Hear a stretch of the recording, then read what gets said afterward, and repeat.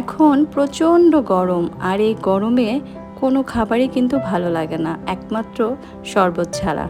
তাই আপনাদের জন্য আজকে নিয়ে এসেছি ঠান্ডা ঠান্ডা বেলের শরবত। বেলের শরবত আপনাদেরকে যেমন শান্তি দিবে, তেমনই আপনার পাকস্থলীর বন্ধু হিসাবে যত রকম পেটের সমস্যা আছে সেগুলো দূর করতে খুবই সাহায্য করবে। আর তাই আজকে আপনাদের সাথে শেয়ার করব কিভাবে তৈরি করব আমরা এই আরামদায়ক শরবতটি। আসসালামু আলাইকুম, ওয়েলকাম টু আম্মুর রসোই ঘর। চলুন দেখে নেই কিভাবে তৈরি করব বেলের শরবত।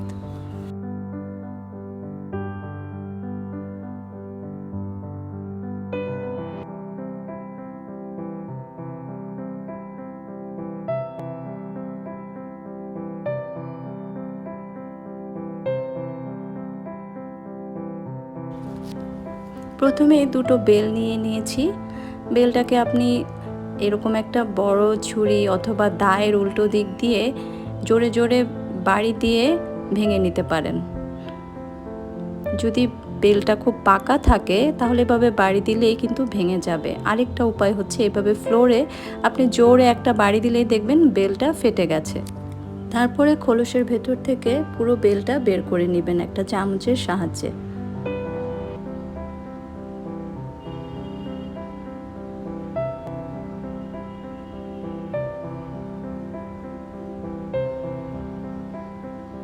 সব বেল বের করা হয়ে গেলে আমি এখানে পানি দিয়ে বেলটাকে ভিজিয়ে রাখবো।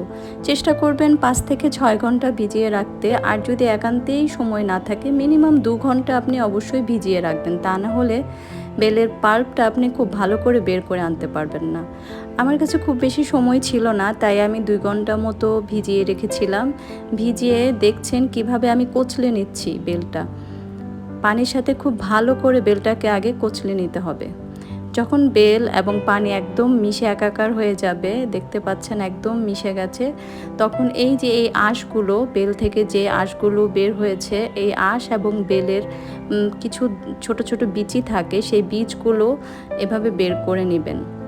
আমি খুব ভালো করে চিপে চিপে আঁশ এবং বিচিটা বেলের পাল্প থেকে আলাদা করে নিচ্ছি।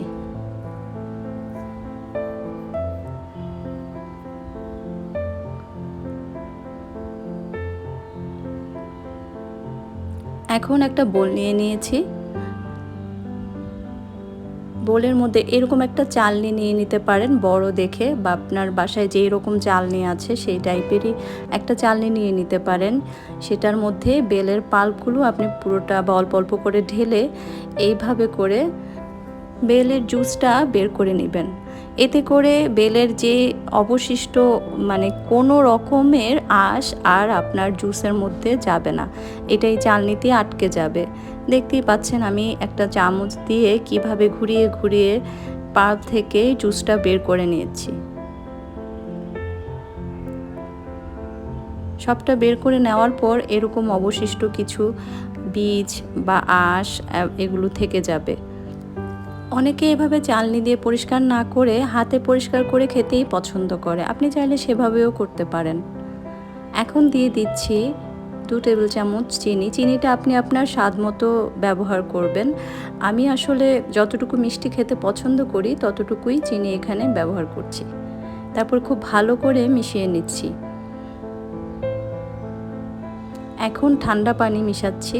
আপনি কতটুকু থিক অথবা লিকুইড খাবেন সেই অনুযায়ী পানিটা মিশিয়ে নেবেন। আমাদের বেলের শরবত কিন্তু অলমোস্ট রেডি। আমাদের নানি দাদিরা এভাবেই বেলের শরবত তৈরি করে খেত। এখন আমি 2টো গ্লাস নিয়ে নিয়েছি, আর গ্লাসে 2টা স্লাইস লেবু দিয়ে দিচ্ছি জাস্ট ডেকোরেশনের জন্য। প্রচুর পরিমাণে আইস নিয়ে নিতে হবে যদি শরবতটা আপনি খুব শান্তি মতো খেতে চান।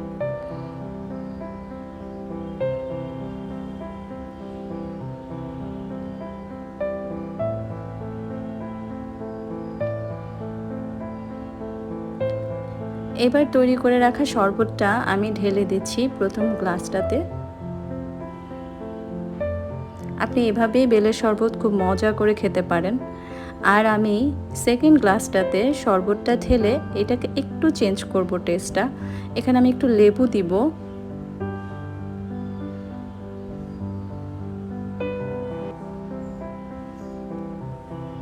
আর দিয়ে দিব একটু বিট লবণ। আপনি চাইলে প্রথম শরবতটার মতোই শরবত করে খেতে পারেন, সেটা খুবই মজাদার খেতে। কিন্তু আমি একটু টেস্টটাকে ডিফারেন্ট করার জন্য লেবু এবং বিট লবণ ব্যবহার করে নিয়েছি। এটা মিশিয়ে নিলে আরেকটু চটপটে টাইপের টেস্ট আসে। তো হয়ে গেল আমার বেলের শরবত। দেখলেন তো কত সহজে তৈরি করা যায়। এই গরমে এই শরবতটা কিন্তু আমাদের খুবই উপকারী একটা বন্ধু। যেমন আমাদের সুস্থ রাখবে, তেমন আমাদের তৃষ্ণাও মেটাবে। তাহলে আজকের মতো বিদায় নিচ্ছি। আল্লাহ হাফেজ।